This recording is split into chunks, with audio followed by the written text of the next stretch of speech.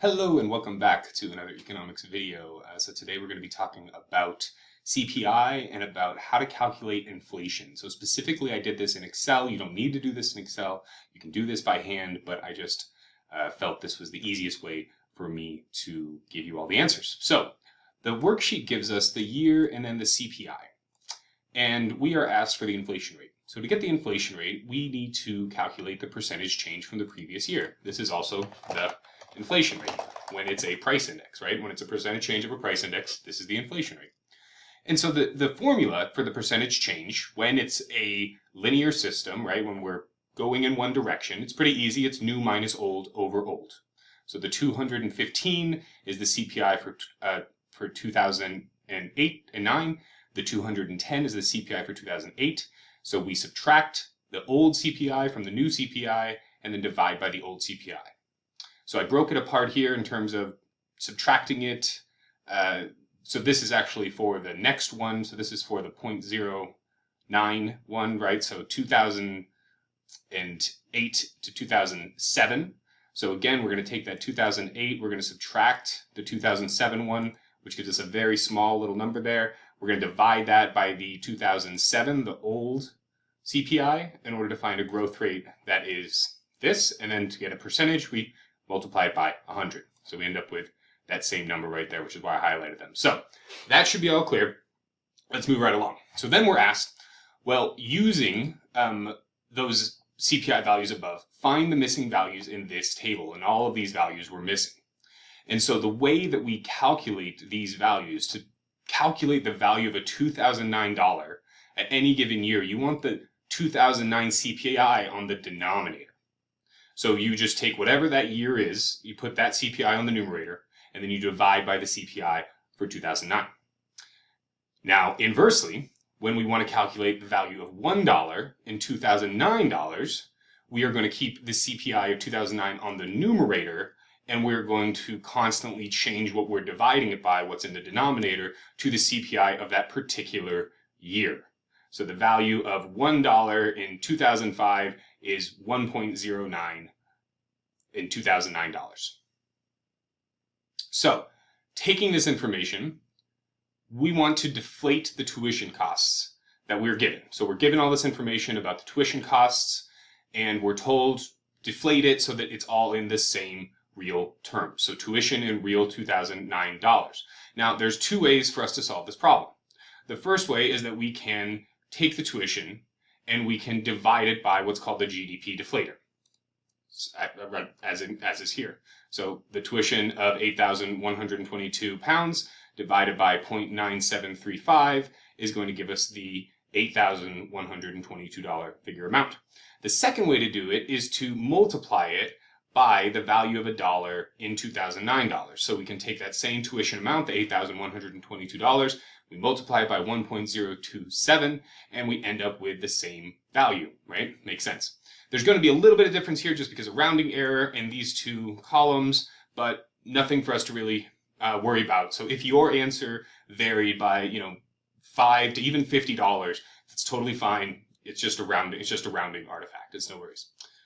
So then we're asked to calculate the growth rate of that real tuition cost. So in order to do that, that's going to be another new minus old over old kind of thing, right? So this is going to be the real tuition of 2009, minus the real tuition of 2008, and then we're going to divide by the real tuition of 2008, and we're going to multiply that whole thing by 100. And that's what we ended up doing here in the formula. We can see that we took the tuition of 2009, C20, we subtracted the tuition of 2008, C21, and then we divided by the tuition of 2008.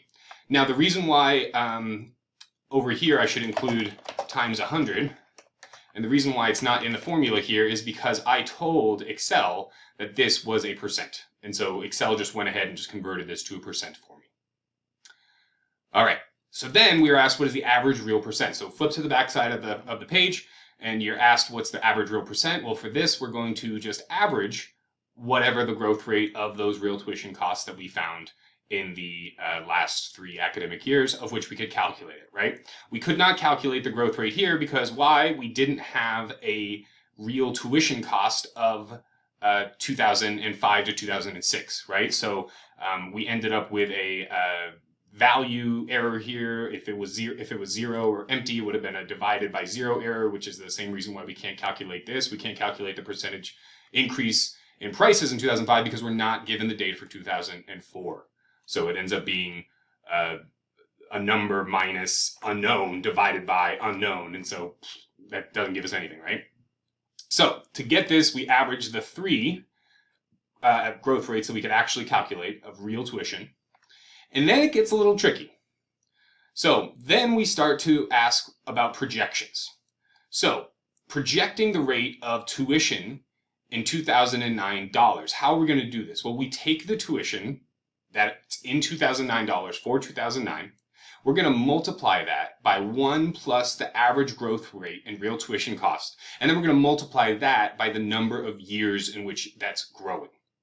And so we find that if it grows at this linear fashion, right? So we're assuming it's growing at a linear, not a compounding fashion.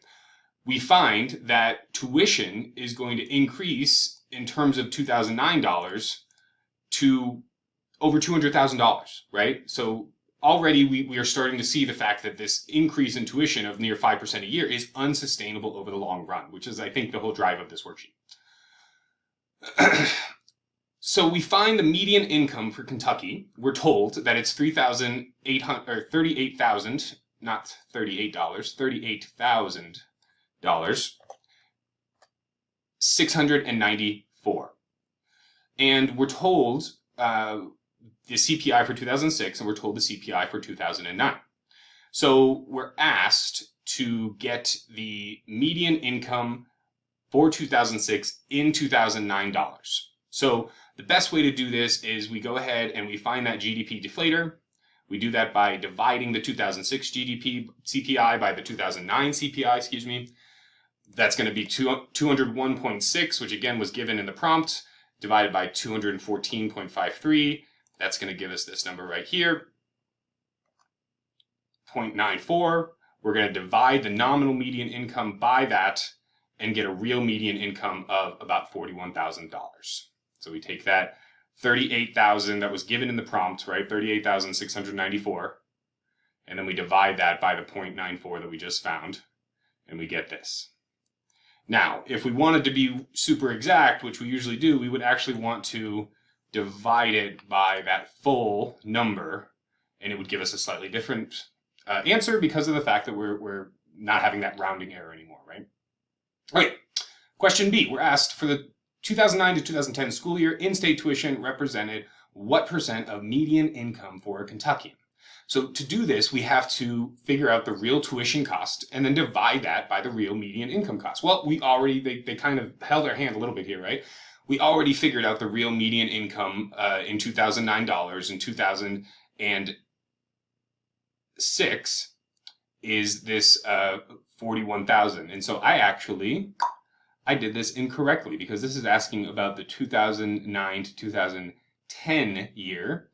And when I did this, I used the number, and this is actually the tuition for 2006, right? So so the real tuition cost in 2009 dollars for 2009 to 2010 is the same as the nominal tuition cost. Oh, never mind. I did it correctly. I just forgot. Awesome. So the real tuition cost is the same as the nominal tuition cost. So we take that $8,122 and we divide it by this real median income. No, I do see the problem now. So this should be 2009 of the... Okay, so what I am doing wrong here is I'm dividing by the real median income of 2006, and I should be dividing by the real median income of 2009. But I don't have the median income of 2009. So, yeah, we'll just do what we can. So this is telling us how much of the median income of the 2006 median income the 2009 to 2010 in-state tuition represents. That's what this is telling us here, because we're taking that nominal, which is the same as the real tuition cost, and we're dividing it by the real median income of 2006. That gives us 19.73%. Very good. Last thing we're going to do is we're asked with those projections, right? We're asked to, for the 2034 to 2035 school year, how much does in-state tuition represent the percent of 2006 median income, right? It's important for us to keep that in mind. So we have to divide that real tuition cost that we calculated all the way up here, right? That 2034 to 2035 real tuition cost. We have to divide that by the real median income. This is the only income number that we're given, and we're not given any information about wage inflation, how much wages are growing, how much salaries are growing, and so on and so forth. And it's not necessarily true that wages or income, especially the median income, increases alongside CPI, right? The mean income would probably be more likely to increase on average, right? It is an average. But the median, which is telling us the exact 50th percentile, is probably not going to move unless there's some serious wage pressure that's happening, right? So that we're not told anything about that, and so we just divide that astronomical tuition cost by the median income of 2006. They're both in 2009 dollars, so we can technically do this, and we end up getting 518%. And so, I say, why? What is this number? Why is it so high? It's showing that this astronomical rise of tuition in the United States is unsustainable. All right, that should be it for the video. I will post this, and I'll see y'all in class.